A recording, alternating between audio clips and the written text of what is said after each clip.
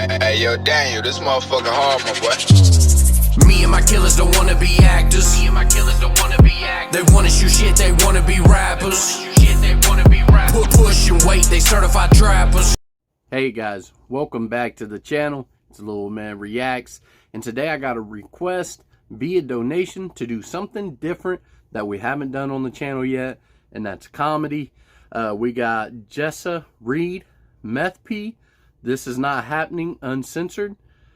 Don't even know who this is. It's a 16-minute video, but we're gonna jump right into this thing. Before we do, shout out to Dribbly Bob on that donation. I really appreciate that, man.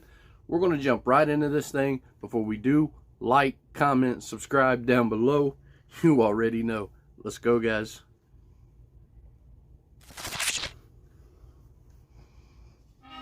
So I don't really know what the fuck the article was trying to say, but what I heard it saying was that we were pissing out thousands. So I do the line, and the back of my head catches on fire. And I'm like, did you just slip me meth? Who slips people? So I yelled at him. I was like, I don't even think you roofie right, idiot. Supposed to roofie girls so you can fuck them, not so they can help you take apart your microwave.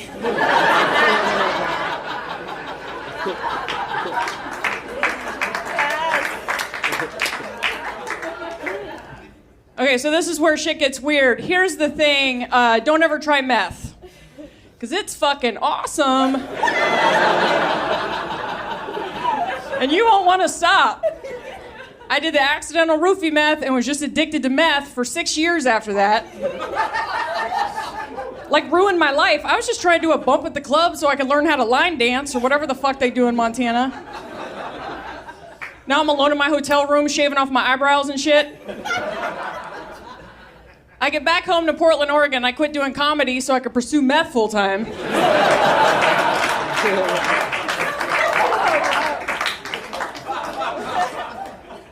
Really seemed like that was gonna work out better than it did. I mean, it probably paid about the same. I see we have comedians in here tonight. It was crazy though, because I was so high. I was high as shit.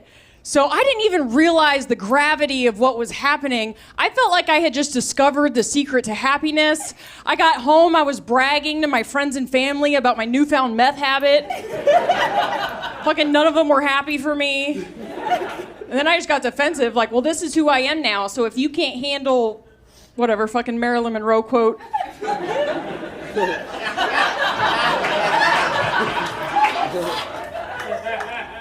You can't take me at my methiest, you don't deserve me when my trailer blows up.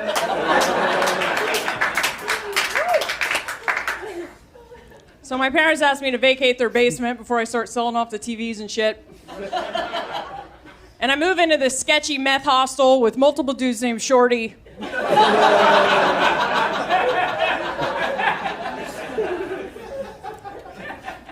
And I just go completely off the rails. Here's the thing though, when you're high on meth, you can justify any kind of behavior. You can rationalize, like everything just makes sense. I think it's because your mind is so open. Like if you watch a video on the internet of somebody vacuuming their front yard on meth, you're like, that is crazy. That's because you're only using 6% of your brain.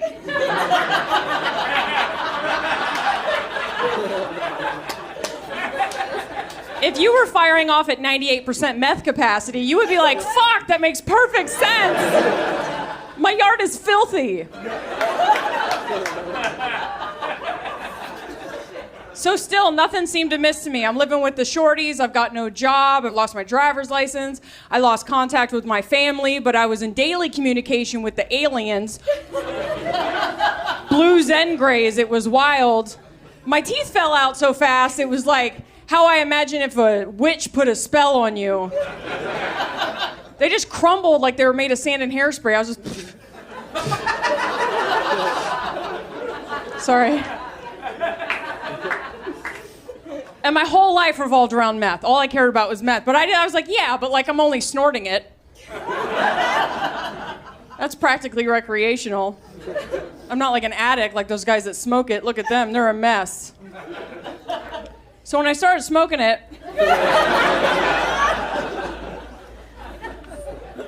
that was a social decision. I knew I was like, I'm gonna be here for a while and I want to integrate into my meth community. You know what I mean? I want to like kind of plug in, and it was a social thing for them. They would sit around and smoke meth and talk about where they were going to steal mail that day. It was like joining the Tweakers Elks Lodge, you know? So I was like, and by that point, I've been doing it long enough to know that as long as I don't shoot up, I'll be fine, right? So when I started shooting up, that was a financial decision. Because you have to smoke that shit all day. It is not cost effective at all. You can shoot up once in the morning, you're good for the rest of the day. It's probably the most fiscally responsible decision I've made as an adult, if I'm being honest. But I have super small veins, so I had to shoot up in my neck. Yeah, sorry, I'm trying to ease you guys in here. It gets way the fuck worse. Shooting up in your neck is inconvenient. Because someone else has to do that for you. And the kind of people that possess the skill set to hit you in your jugular, not the kind of people that are fun to do meth with. I was into like making necklaces and collage art and shit. They were into like home invasions and snuff porn.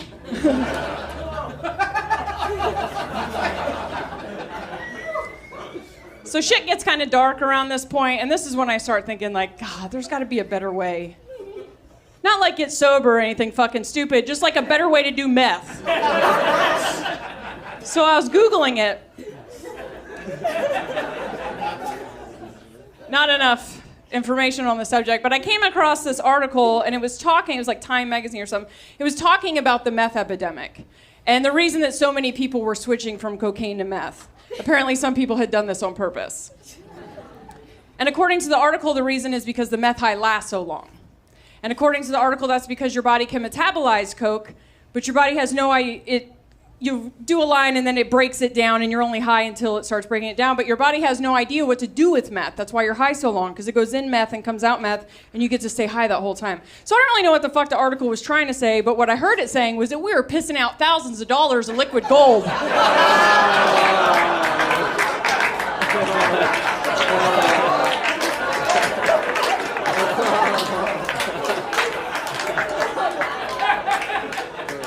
And I was going to be rich.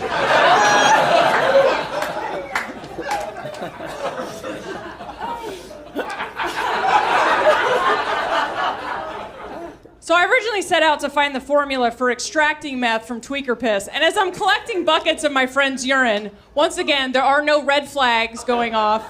No thoughts that perhaps this is symptomatic of my life spiraling out of control. I was proud of myself. I was like, wow, I am really thinking outside the box.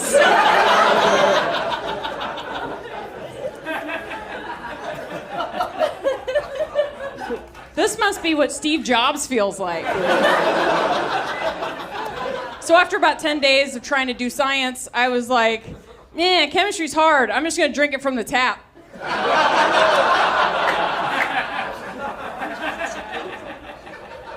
You're so grossed out. It was my own piss. Give me some credit. I wasn't like ladling it out of the bucket.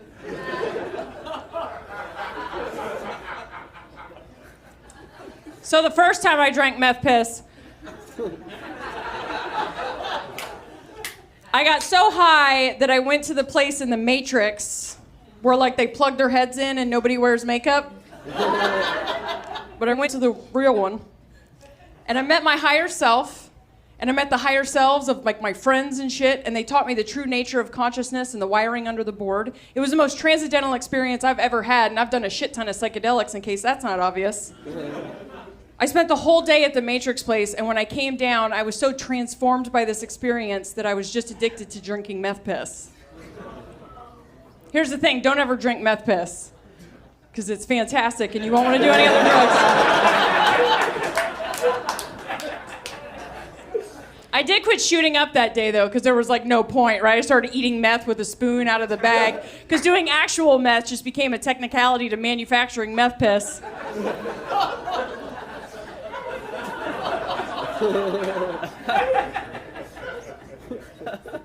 I had it down to a science. It was the second piss after you eat the meth that was the magical nectar. I told everyone about it. I converted no one. I did get voted most likely to become a bag lady by my fellow tweakers. Because by that point, I spent my days raging against the reptilian agenda while sipping on my pizzerp.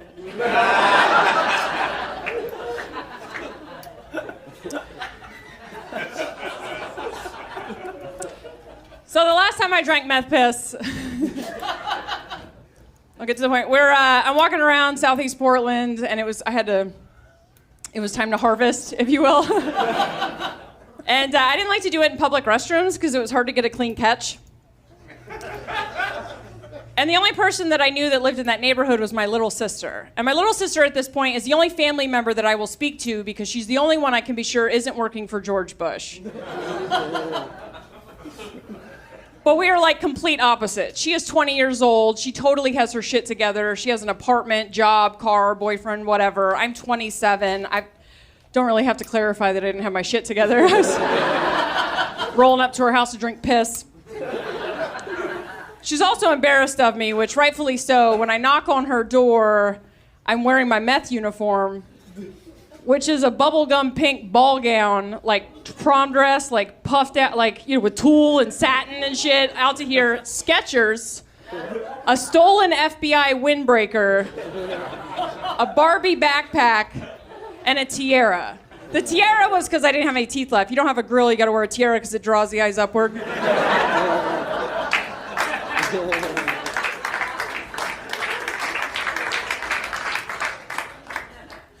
She answers the door and sees that it's me, and she's like, my friends are here, and they don't get it. Could you maybe come back never? And I was like, I don't give a fuck about your friends. I just need to use your bathroom. And she was like, oh my God, are you gonna shoot up? And I was like, no, I don't shoot up anymore. I'm living right. She says, fine, you have 2 minutes, but I swear to God, you have to leave after that. So I go in there. I waste my entire 2-minute allotment just rifling through her cupboards and her just trying to find like some type of receptacle to piss in. She doesn't even have a cup or anything. I'm like, what kind of barbaric-ass bathroom operation you run in here? Finally, the only thing I can find is her toothbrush holder. I know, right? Get a fucking cup. So I knocked the toothbrushes out of it. And it's like the cheap plastic kind, you know what I'm talking about? It comes with like Walmart, comes inside a wastebasket with like a shitty bath mat, you know what I'm talking about? And it's got 4 holes, and it looks like that thing is a lid. I always thought that thing was a lid, but trust me, it's not a lid, because I am like working the fuck out of this goddamn thing. I can't get it off. The tiara sliding down, it's 90 degrees. She's banging on the door. Finally, I take her toothbrush, and I'm like, I'm just gonna pop it off with the toothbrush. I snap her toothbrush in half, and I'm like, what the fuck is with everything in this bathroom? I guess I'm just gonna have to friggin' go in, you know? So I don't know if you've ever tried to piss and... Probably not. But it's like that, right? That thing at the carnival where you gotta shoot the water into the clown's round mouth. You know what I mean? Only instead of winning a stuffed animal, you get piss on your hands. So I get about half of it in there. I go to throw it back.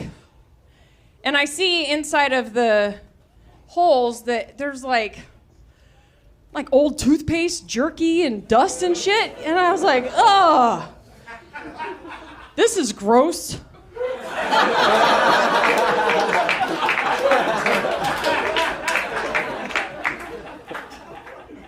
I can't drink this without a chaser. So I hide it in her wastebasket, and I go out of the bathroom. She falls in, and I'm like, whoa, whoa, whoa, don't go in there. Nothing weird's happening. I just need a Coke, and then I'm going to go in there and finish my normal thing that I was doing, and then I'll be out of your hair. So I get the Coke. Of course, she scurries in there. She finds the broken toothbrush and the 8-ball of my piss. So when I come back in, she's just like overreacting.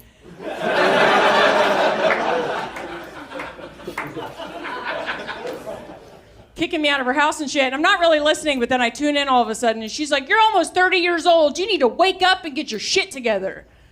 To which I replied, all right. So in 5 years, I've done horrible things to get drugs. I've been intermittently homeless. I've had Ukrainians try to kill me, and I'm addicted to drinking my piss. And apparently all I needed this whole time was someone to suggest that maybe I don't do this anymore. It was the world's laziest intervention. Even my sister was like, wait, really? And I was like, yeah, well, I mean, I can recognize that this has gotten weird. You're chastising me while holding a bathroom accessory filled with my urine. I could probably use a break. And that was it. I got clean that night. It was 12 years ago.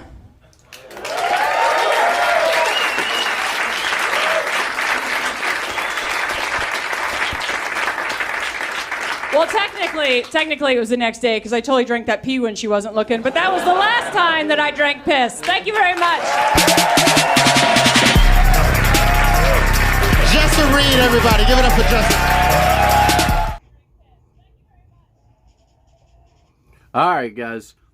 First thing first, shout out to Dribbly Bob on that donation. That was Jessa Reed, Meth P.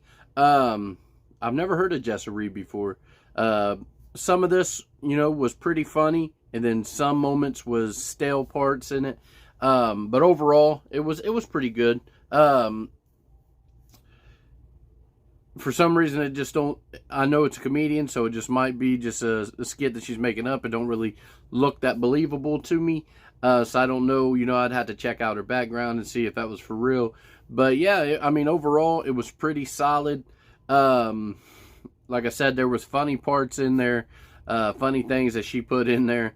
But then, you know, sometimes a little bit of the story got a little bit stale, wasn't as funny.